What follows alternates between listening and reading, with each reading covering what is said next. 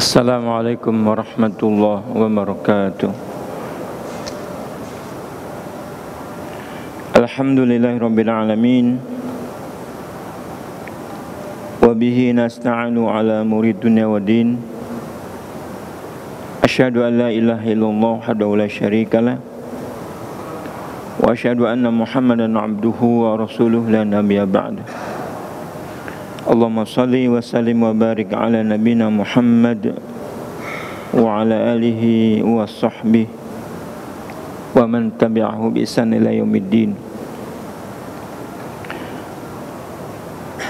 Allahumma la sahla illa ma ja'altahu sahla wa anta taj'alul hasna idza syi'ta sahla.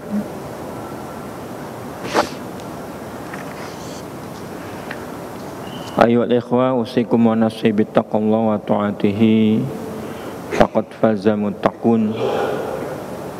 Yaqulu ta'ala fi kitabil karim, a'udzu billahi minasyaitonir rajim. Ya ayyuhalladzina amanu ittaqullaha haqqa tuqatih wa la tamutunna illa wa antum muslimun.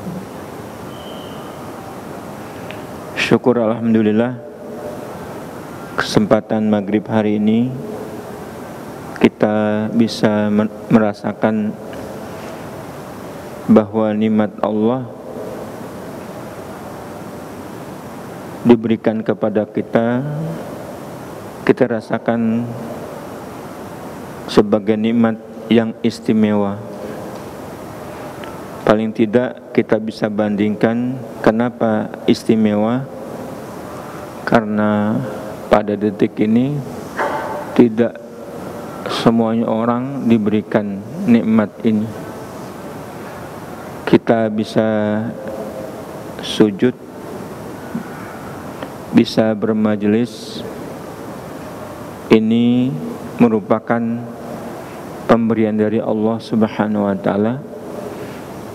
Terus kita bersyukur atas nikmat ini, bersyukur juga bisa diberikan kesempatan, bersyukur juga kita bisa melaksanakannya.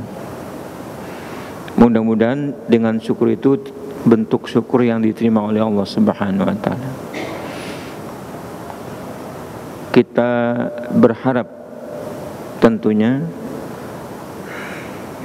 Allah menambahkan nikmat-nikmat yang lain kepada kita, terutama nikmat diwafatkan dalam keadaan Islam. Amin ya rabbal alamin. Salawat dan salam senantiasa tercurah buat baginda Nabi kita Muhammad SAW, untuk para keluarganya, juga para sahabatnya dan para tabi'in, kemudian siapa saja yang tegak melaksanakan Islam hingga hari kiamat kelak. Hari ini adalah Ahad keempat giliran PK Muyassar. Hari ini kita bahas masalah fikih, masih berkenaan dengan sholat. Sholatlah yang paling syariat Allah, yang paling rutin kita laksanakan, karena perintahnya adalah sholat 5 waktu dalam sehari semalam. Jadi sholat di samping dia rukun Islam, sholat pula yang menegaskan itulah ibadah yang paling sering. Kemudian Allah mengatakan sholat itu adalah mi'raj, saat bertemu dengan Allah Subhanahu wa taala. Maka perlu kita perhatikan sholat kita bukan sekedar melaksanakan kewajibannya, bukan sekedar sudah menggugurkan kewajibannya, tapi kita berusaha mencari kesempurnaannya, ya, bukan sekedar melaksanakan, bukan sekedar menggugurkan kewajiban, tapi dengan ibadah ini kita bagaimana bisa mencapai kesempurnaannya. Kesempurnaannya dalam arti amal-amal dohiriyah, Kalau hati bisa kita tata sendiri, tapi amal-amal yang lahiriah, yang zahir itu bagaimana kesempurnaan sholat itu. Mulai diperhatikan masalah syaratnya, masalah rukunnya, masalah wajibnya, masalah sunatnya. Perkara-perkara yang membatalkan sholat perlu kita perhatikan. Hal-hal yang bisa mengurangi nilai kesempurnaannya kita hindari. Maka kita dengan ibadah sholat ini bisa tampil jauh lebih baik. Karena sholat ya kita yang setiap hari kita tunaikan, karena dia merupakan awal dari seorang hamba dihisab dengan sholatnya. Awalu ma yuhasabu bihil abdu yaumal qiyamah as-shalah. Yang pertama kali dihisab dari seorang hamba sebelum pada hari kiamat itu adalah as-shalat.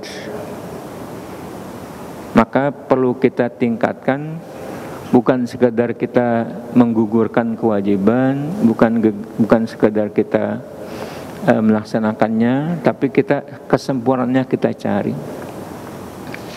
Baik, kita masih membahas hal-hal yang berkaitan dengan sholat. Kemarin kita membahas rukun-rukun sholat.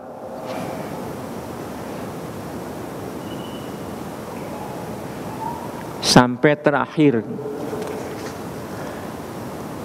yaitu salam sebagai rukun ke-13. Rukun yang ke-14,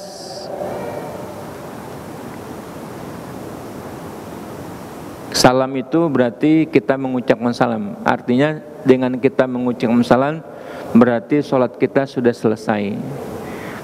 Dengan mengucapkan assalamualaikum sebelah kanan ke arah kanan, kemudian assalamualaikum sebelah kiri.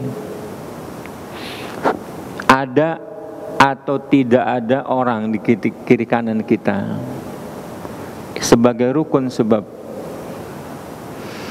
Nah, kalau ada, bagaimana salam itu kita ucapkan assalamualaikum warahmatullah, assalamualaikum warahmatullah. Maknanya yang perlu kita ingat, karena kita mengucapkan salam kesejahteraan bagi kalian semuanya. Maka dalam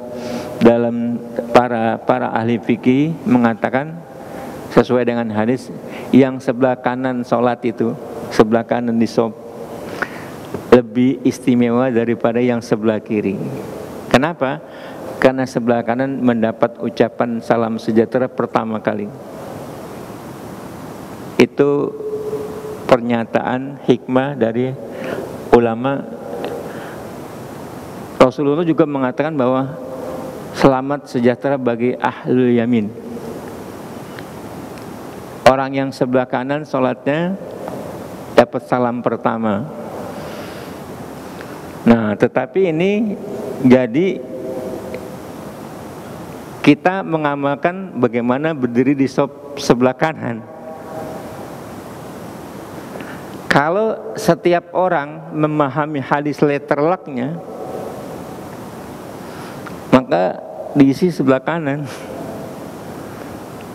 sebelah kiri kosong. Memahami hadisnya tidak begitu. Sebelah kanan memang jadi istimewa, tetapi kita mesti berimbang mengisi shop itu. Misalnya sholatnya makmumnya 2 orang, imam 3 orang, katakan 3 orang. Nah, di belakang imam persis 1 orang. Kalau memahami hadis letterak, maka di belakang imam kedua, ketiga, sebelah kanan semuanya. Jadi jomplang. Ini tidak benar. Pasti yang di sebelah kanan lebih istimewa. Tetapi orang yang mengambil sebelah kiri, kalau dia memang harus di sebelah kiri, lebih istimewa pada sebelah kanan yang lain. Jadi 3 orang imam di tengah.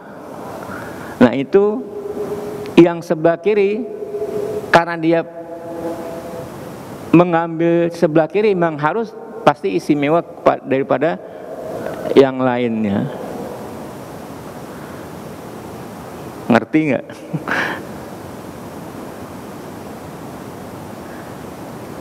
Kalau tiga imamnya, satu imam di belakang imam, satu tengah, yang sebelah kanan satu orang, nah satu lagi sebelah kirinya. Tapi kalau memahami hadis, semuanya ngambil kanan karena lebih utama, karena diberi salam lebih dahulu. Ya nggak jadi imamnya di tengah, pasti jombang. Nanti setiap itu diisi semua sebelah kanan, sebelah kiri nggak ada ngisi. Bukan begitu. Yang benar adalah imam dijadikan center, jadikan tengah-tengah. Kita mengisinya kanan, kiri, kanan, kiri, kanan, kiri, kanan, kiri, begitu.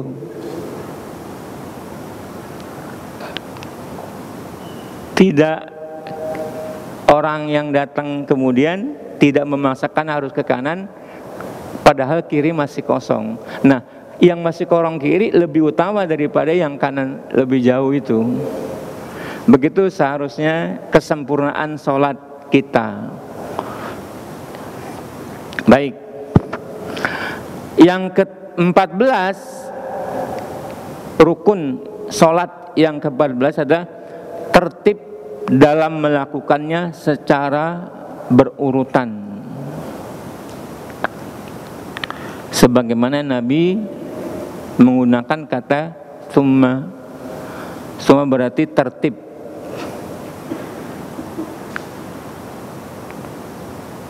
Nabi bersabda, "Shollu kama ra'aitumuni usolli." Salatlah kamu sebagaimana kalian melihatku salat. Kalau sahabat melihat, itu pasti. Apakah itu disyariatkan berdasarkan hadis? Kalau yang tidak berdasarkan hadis, itu namanya ijtihad ulama. Bisa benar, bisa salah. Tapi masalah sholat ini semuanya yang pokok-pokok sudah tercantum di dalam hadis-hadis. Kemudian kalau menimbulkan perbedaan, karena paling tidak hadisnya banyak ragamnya. Ya, yang ke-14 tertib dalam melakukan rukun-rukun ini. Baik, sekarang kita masuk wajib-wajibnya sholat. Ada rukun, ada wajib, ada sunnah, ada yang membatalkan sholat. Nah, kita baru sampai kepada wajib-wajibnya sholat. Wajib-wajibnya sholat itu dikumpulkan oleh para ulama ada 8. Wajib sholat ini kalau tidak dikerjakan tidak membatalkan sholat. Beda dengan rukun. Kalau rukun tidak dikerjakan, sholatnya tidak sah. Atau rokaat itu tidak ada. Kalau rukun dalam rokaat itu tidak terlaksana. Apakah ruku, apakah sujud, apakah berdiri, tidak dilakukan, maka rokaat pada yang ada rukunnya yang tidak dilaksanakan jadi tidak sah. Tidak bisa diganti oleh yang lain kecuali harus ditunaikan. Misalnya orang sholat lupa rukunya, rokaat kedua misalnya lupa ruku langsung sujud, maka rokaat itu tidak dianggap. Kalau dia lupanya pada rokaat kedua, berarti rokaat kedua tidak ada. Seseorang mesti mengerjakan rukunya, ya, karena itu rukun. Nah, kalau wajib sholat tidak membatalkan sholat, tetapi bisa diganti pada rukun-rukun tertentu, pada kewajiban-kewajiban sholat itu dengan sujud sahwi. Ya. Wajib sholat ada 8. Yang sholat menjadi batal bila ditinggal secara sengaja, dan wajib sholat ini menjadi gugur disebabkan lupa atau tidak tahu. Ya. Tetapi wajib menggantikannya dengan sujud sahwi karena lupa.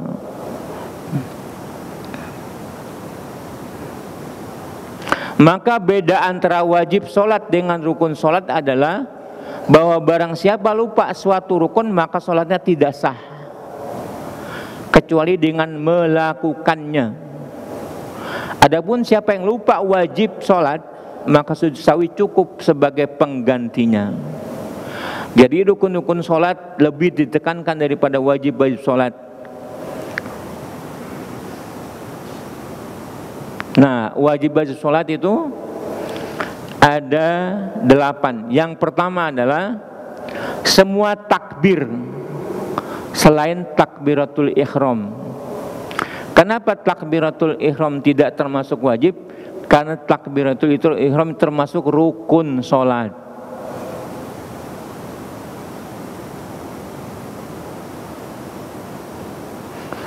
Yang disebut takbir selain takbiratul ihram itu adalah disebut juga takbir intiqal. Takbir perpindahan dari satu posisi ke posisi lain. Mesti mengucapkan takbir. Bukan sekedar angkat kepala dari ruku, angkat kepala dari sujud, tapi takbir.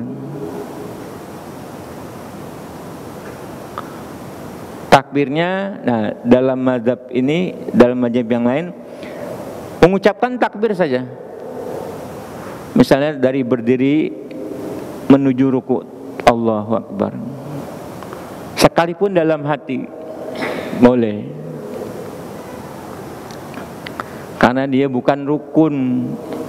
Kalau rukun takbiratul ihram itu rukun, mesti dijaharkan Allahu Akbar. Kalau yang takbir intiqal tidak mesti. Ya. Takbir perpindahan.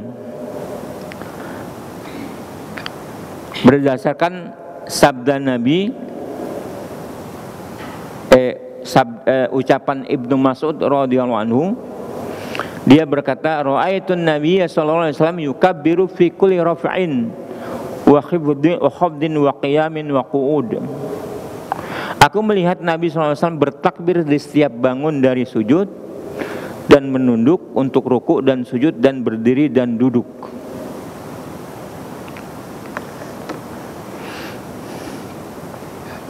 Yang pertama itu takbir intiqal.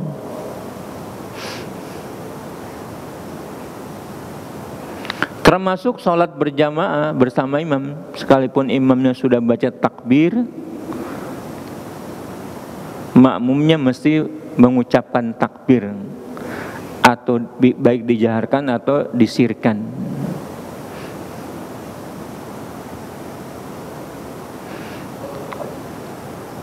Yang kedua, wajib sholat yang kedua adalah ucapan sami Allahu liman hamidah. Ini berlaku untuk imam atau orang yang sholatnya sendirian, munfarid.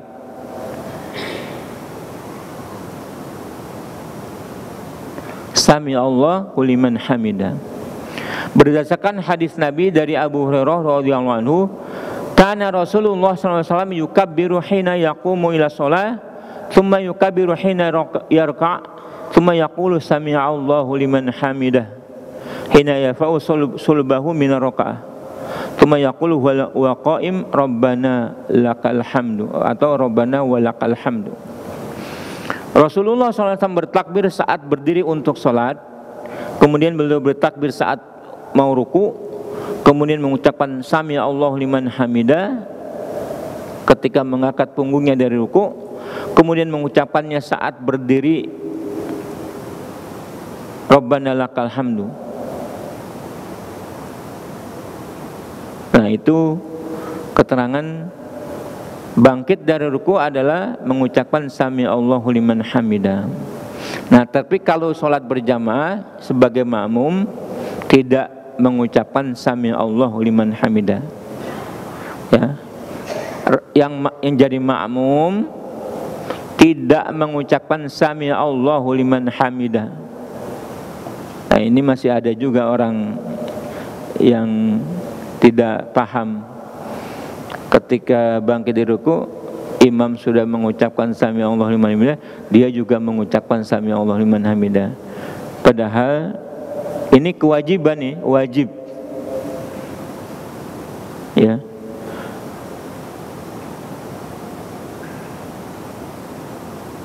Bagi makmum tidak perlu membaca sami Allahu liman hamidah, kemudian ketika berdiri menjawab Rabbana lakal hamdu, atau tambah dengan zikir-zikir yang lain, hamdan katsiran thayyiban mubarakan fi, atau mil as-samawati wa mil ard wa mil ard wa mil amasyita min syai'in ba'du.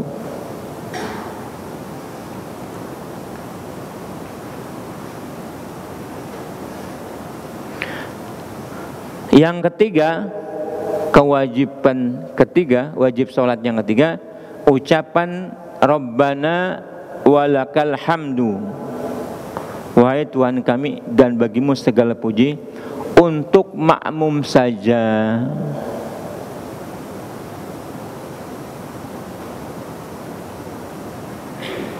Wajib bagi makmum.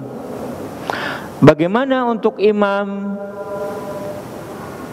dan orang yang sholat sendirian? Mereka disunahkan membaca Rabbana lakal hamdu. Ya, tidak wajib. Yang wajib ucapan Rabbana lakal hamdu itu diucapkan oleh makmum, sementara imam tidak. Jadi sunnah saja imam membaca atau tidak membaca. Atau orang yang sholat sendirian, dia mengucapkan sholat sendirian, misalnya Rabbana lakal hamdu, bisa tidak membaca Rabbana walakal hamdu, tapi disunahkan membaca Rabbana walakal hamdu. Berdasarkan hadis dari Habib Abi Musa, wa idza qala sami Allahu liman hamidah faqulu Rabbana lakal hamdu. Kalau kamu imam, kamu dengar imam mengucapkan sami Allahu liman hamidah, maka ucapkanlah oleh kalian Rabbana lakal hamdu. Yang keempat, kewajiban yang keempat adalah ucapan atau zikir di dalam ruku. Subhana rabbiyal azim. Ini hadis ya yang benar karena riwayat dari imam yang 5 dalam Ashabus Sunan, disahihkan oleh Albani. Karena Nabi SAW yaqulu fi ruku'ihi subhana rabbiyal azim wa fi sujudihi subhana rabbiyal a'la. Maka membaca subhana rabbiyal azim dan membaca subhana rabbiyal a'la di dalam ruku' dan sujud itu wajib dalam sholat. Disunahkan, disunahkan membacanya sampai 3 kali.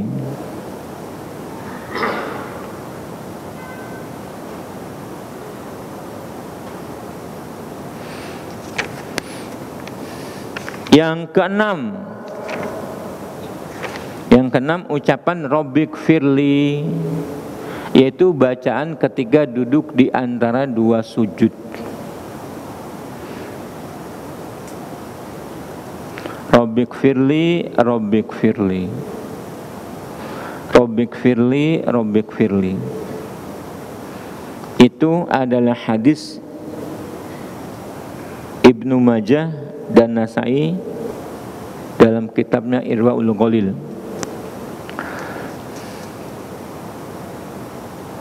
Atau doa yang lain, wirid yang lain.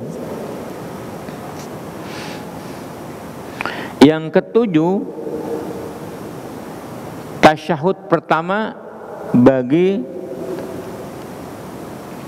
selain makmum yang imamnya bangkit karena lupa.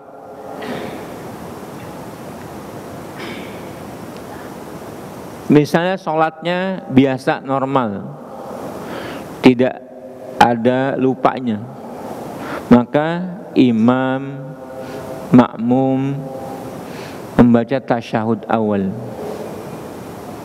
Kalau seandainya imamnya lupa tasyahud, makmum juga tidak baca.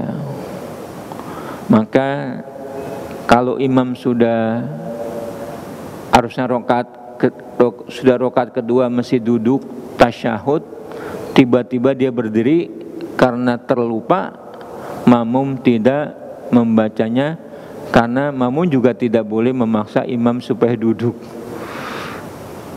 Kalau sudah berdiri, sudah, maka lanjutkan pada bacaan berikutnya. Tapi yang wajib ini mesti sujud sahwi. Jadi sujud rukun-rukun wajibnya sholat kalau tertinggal ada yang bisa digantikan dengan sujud sahwi, sudah cukup.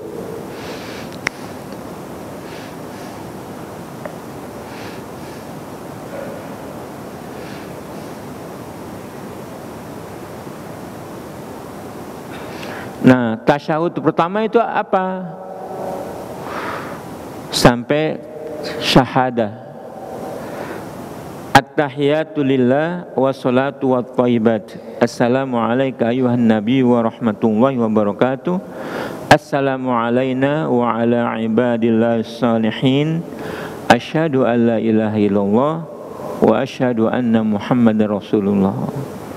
Atau asyhadu anna muhammadan abduhu wa rasuluh. Itu bacaan tasyahud.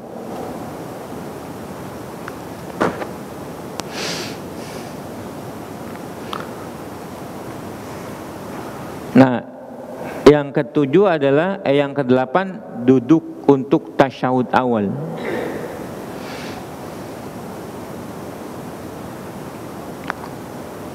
Kalau imam tidak terlupa, maka baca tasyahud.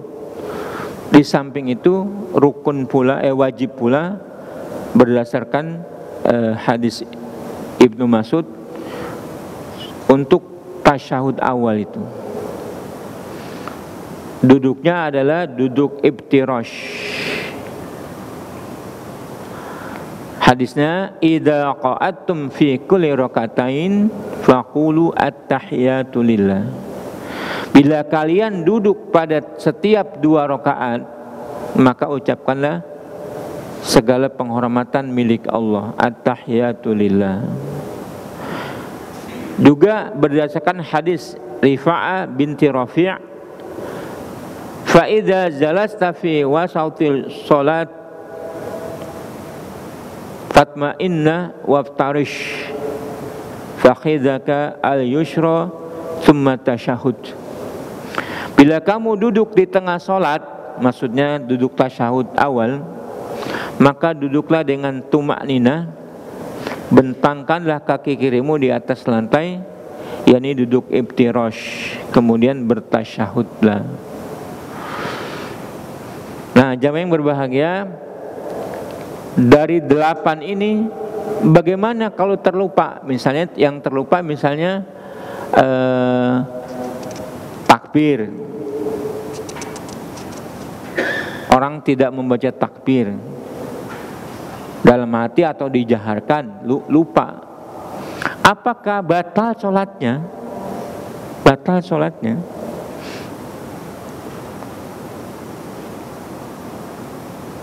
Sholatnya batal. karena ini wajib sholat.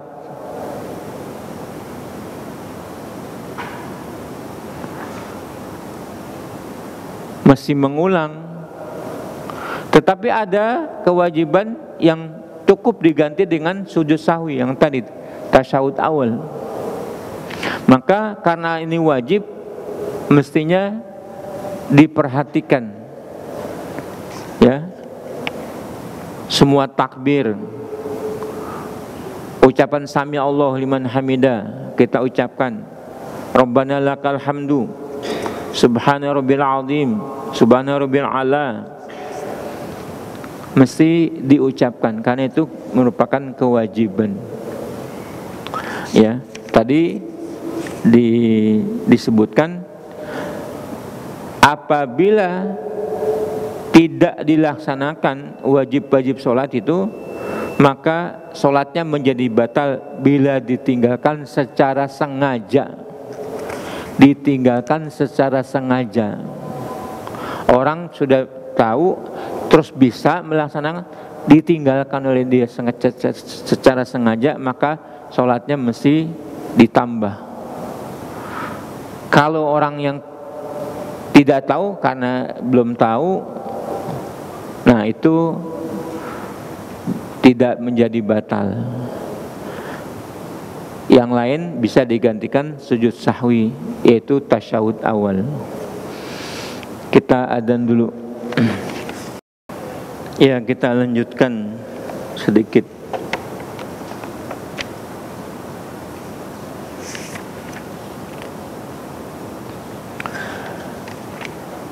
Dari keterangan tentang wajib-wajib sholat,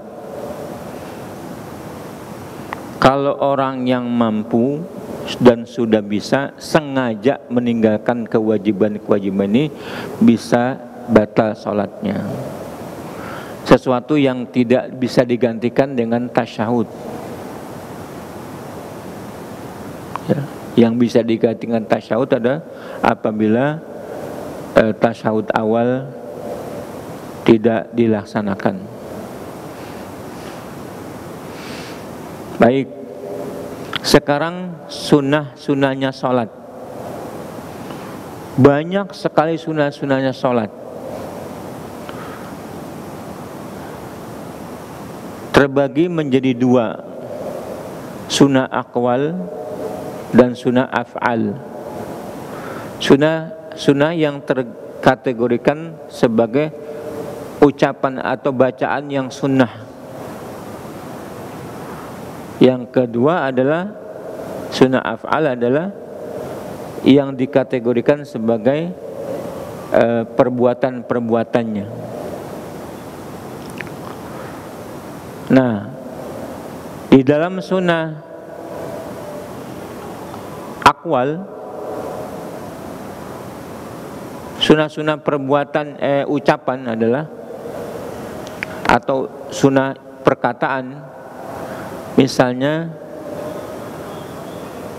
membaca doa istiftah. Membaca doa istiftah itu bukan wajib,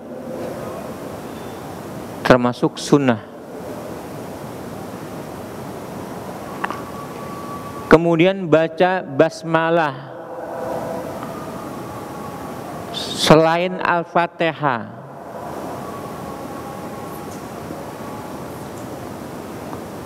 ya, karena Al-Fatihah membaca dengan bismillah, ada yang mengatakan itu rukun. Maka membaca bismillah menjadikan kewajiban di dalam membaca Al-Fatihah.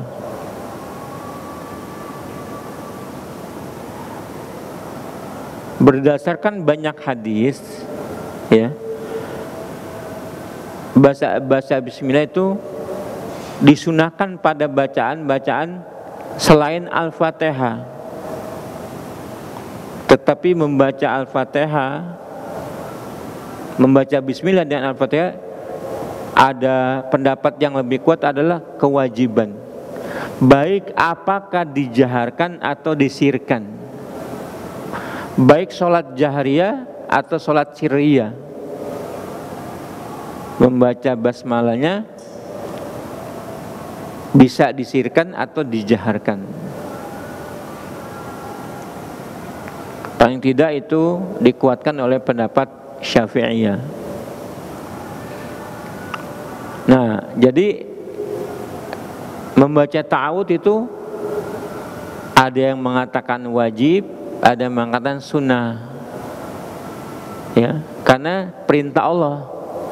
Wa idza qara'tal Qur'ana fasta'id billah minasyaitonir rajim. Kalau kamu hendak membaca Quran, maka berta'awudlah, minta perlindungan kepada Allah dari godaan syaitan yang terkutuk.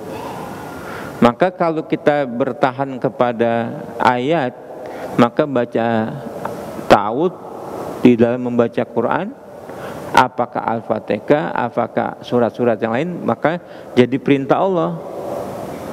Perintah Allah itu berdasarkan keterangannya dimaknai oleh sebagian ulama jadi wajib, tapi minimal dikatakan baca ta'awudz adalah sunnah perkataan di dalam sholat.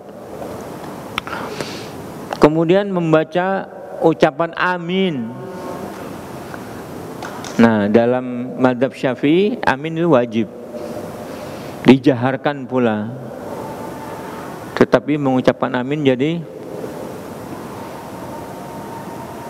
apa? Mengucapkan amin. Amin.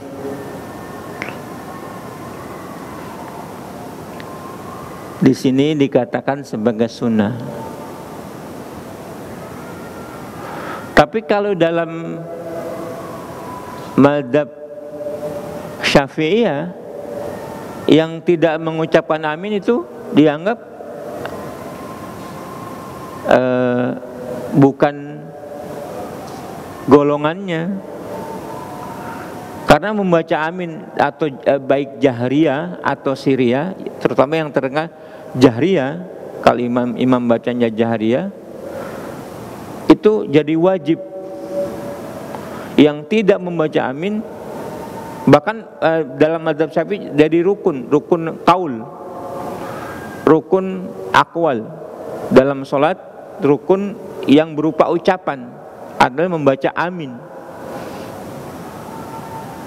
Karena Rasulullah tetap membaca amin dalam setiap membaca surah Al-Fatihah. Nah, di dalam buku yang lain tidak dikategorikan sebagai sunnah, tapi sebagai kewajiban membaca amin. Nah, itu yang sunnah akwal, perkataan.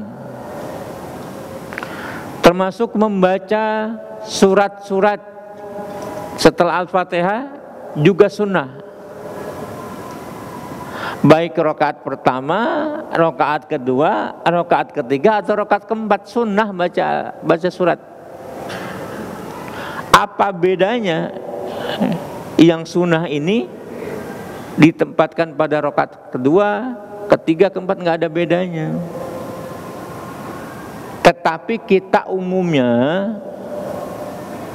rakaat pertama dan rakaat kedua adalah jadi semacam harus, ya. Rakaat kedua memang tidak dijaharkan kalau sholat berjamaah, makanya orang lewat saja.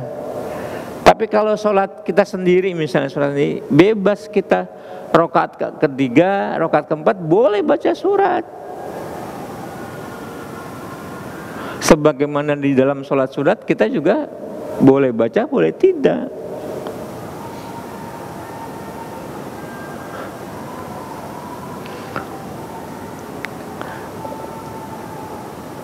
Membaca tasbih lebih dari satu kali, misalnya subhana rabbiyal azim, subhana rabbiyal a'la, dalam ruku dan sujud. Bagi Imam Syaukani mengatakan ada 10 kali dibaca.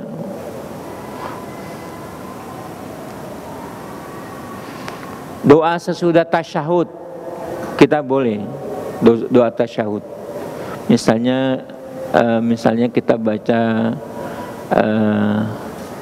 minta ditetapkan, diteguhkan, ya muqallibal qulub tsabit qalbi ala dinik, boleh dibaca.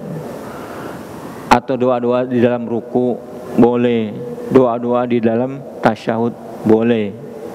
Itu termasuk sunnah qauliyah.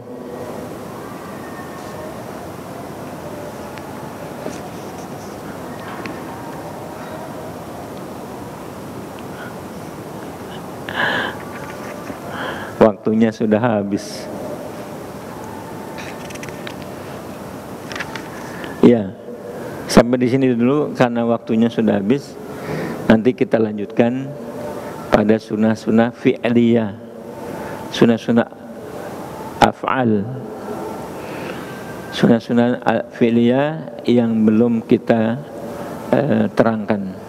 Wallahu a'lam bishawab.